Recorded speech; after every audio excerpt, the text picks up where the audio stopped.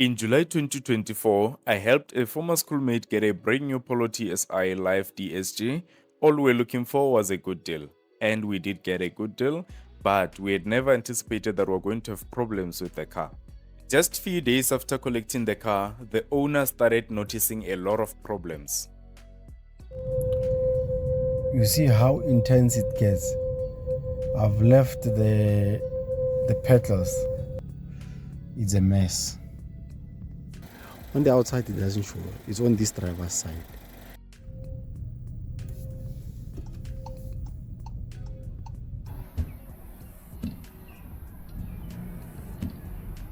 Welcome to another eye-opening video. In this video, I'll be taking you through all the issues that were encountered and how they were addressed. Like this video, comment, share on your WhatsApp statuses, and don't forget to subscribe.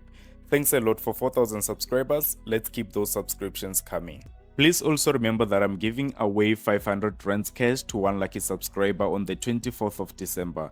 Please keep on subscribing and stand a chance to win the 500 rands. The white Polo TSI you are seeing on the screen right now is not the one that had problems, but I'm simply using it to pass the story since I do not have that particular car with me at the moment. So at first, when my former schoolmate wanted to buy a car, he was more concerned on the interest rate that he was gonna get. I advised him to get a professional account which was going to come with benefits of prime minus rates, and he did that, but then we did not use that professional account to apply for the car.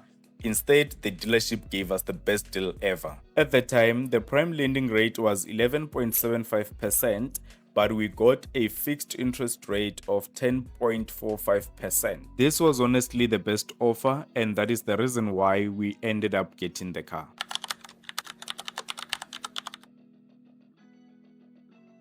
Now, here's the first problem that was encountered on the car. The wipers were not working. He reported to the dealership. They told him that the electrical components connecting to the wipers were charred by rats where he stays. By the way, the car had a few days there.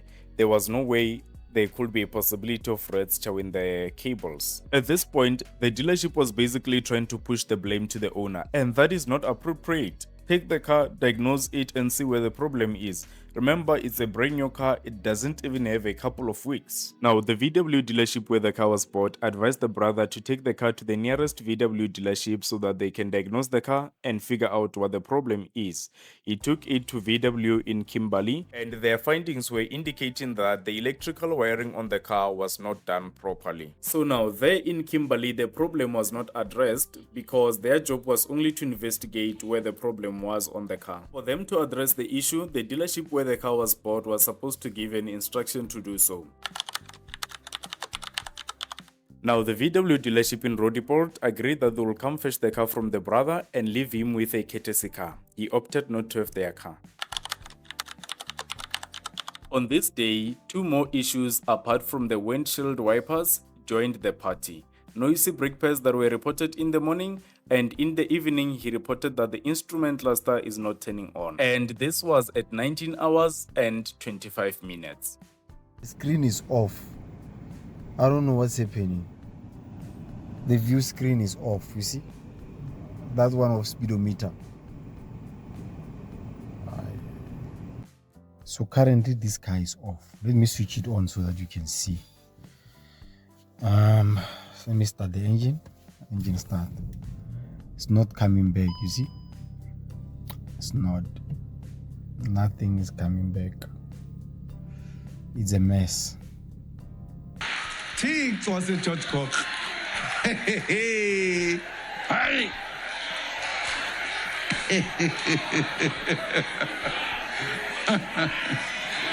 That's part of the problem. Again, Exactly that part of the first problem. It emphasizes that the car has got an electrical wiring problem. When you take a decision to buy a brand new car, you are simply avoiding experiencing any issues. All you want is peace of mind for yourself. But in my brother's case, with a brand new car, we had a lot of issues. And peace of mind was just a rumor. Just about 20 minutes later, he turned on the car, the instrument cluster was on. I'm gonna unlock it and then you will see what happens. I unlock it. It's unlocked. I get in. I'm inside now.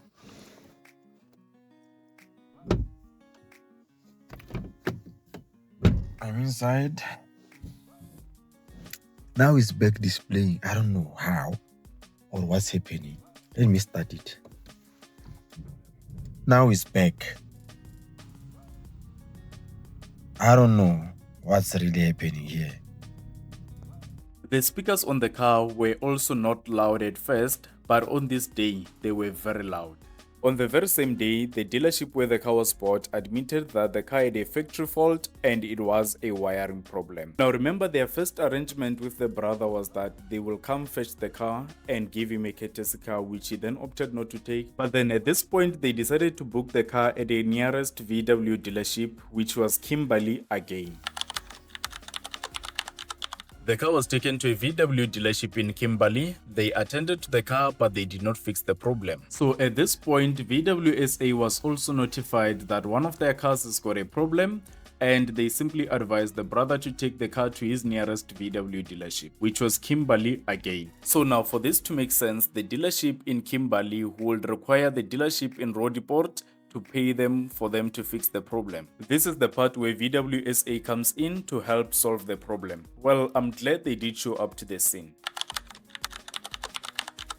On this day, the brother took the car back to the VW dealership in Kimberley at 7 a.m. in the morning, and by 12 p.m. during the day, the car was fixed. Even VWSA did call the brother to check with him if indeed the car was fixed. Well done, VWSA.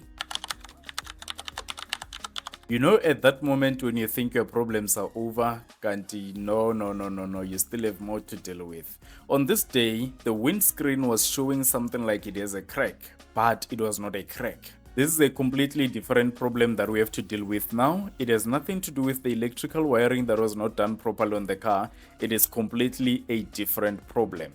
So it has nothing to do with the wipers that were not working, the instrument cluster, the fluctuating volume on the speakers. Just a completely different problem. If you've been watching this video up to this point and you have not hit that subscription button, please subscribe. I don't know, but there's nothing on the windscreen that shows that it was hit by anything. So I don't know. Looking from outside, the problem was not clear enough, but one had to be inside the car and the car must be exposed to too much light for one to see the problem. The dealership was suspecting a stone chip, but it was not a stone chip. The car was also taken to PG Glass. They said it's not a crack. Another workshop also said it's the plastic between the two glasses of the windshield. This problem just faded away as time went by, but the brother continued to monitor the windshield. Just on a brand new car, we have a brand new problem. This time around, there was too much noise that was coming from the wheels. You see how intense it gets. I've left the pedals. The vehicle is just pulling itself. This is not a good sound. It's not a good sound.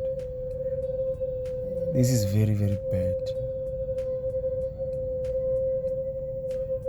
It's literally screaming. This is very, very bad.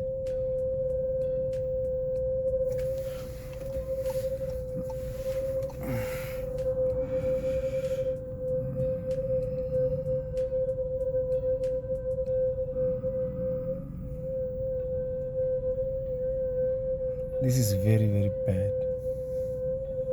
See how long it's been going. Because the car is pulling itself. I'm not on the accelerator or anything. I just let it be. And this is the sound that I get. So I'm gonna park it. Something is not right when I get home.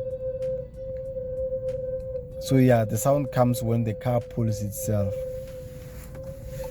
I don't know what it could be. Let me get out of the main road. There's a car coming behind me.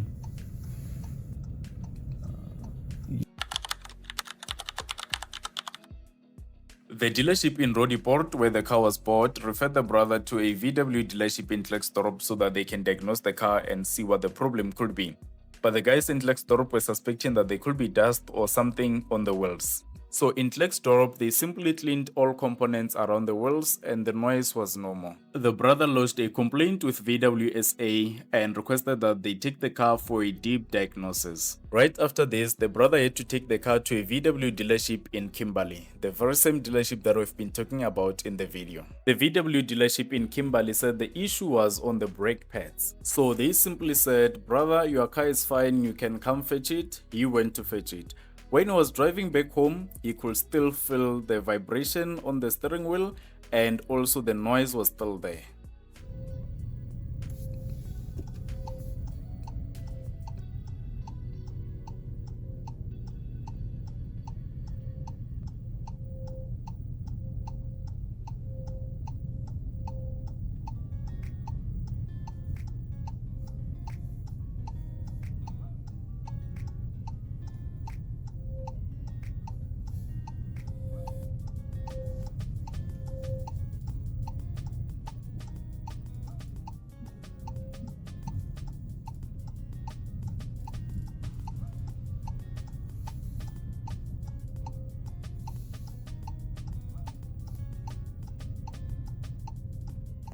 At this point, the only option that was there was to take the car back to the dealership and terminate the contract.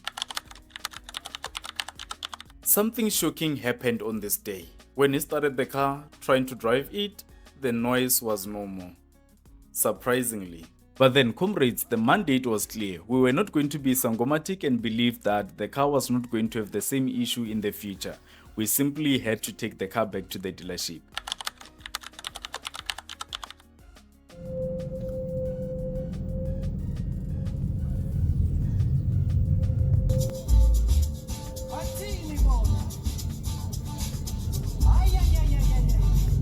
You know when the song rhymes with your problems.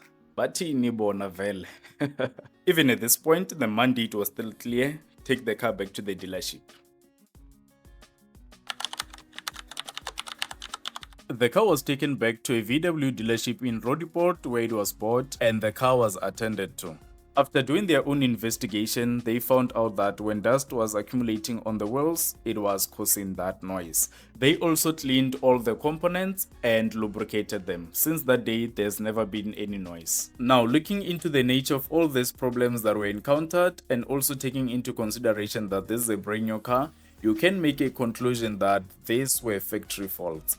Well, it makes it difficult to question why was it not picked up after the car was assembled or after it was delivered to the dealership, because some of these things were happening over time, so they were not happening all at the same time. I must say to you that buying a brand new car is always the best option, but you are not exempted from problems because factory faults are real things.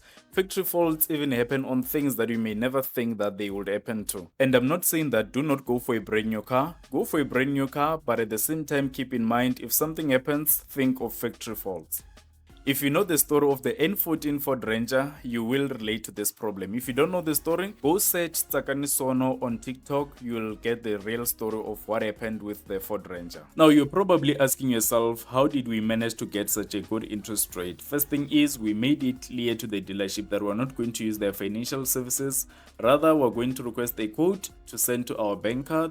The banker will do the application and we know how much we're going to get as an interest rate. So they decided on their side to compete with the banker. We did not do an application with the banker, we simply did it with them, and that is the offer they gave to us. I've worked on a couple of deals with this dealership and all the interest rates were good. Salute to the dealership. If you do want to get something from them or the salesperson that I work with, do let me know in the comment section. I will help you. Now, with this issue of this particular problem was just an unfortunate situation, but of all the cars that I have worked on, they have never had problems. If you enjoyed this video, please like it, comment, share this video on your WhatsApp statuses, and most importantly, subscribe and stand a chance to win 500 rands on the 24th of December.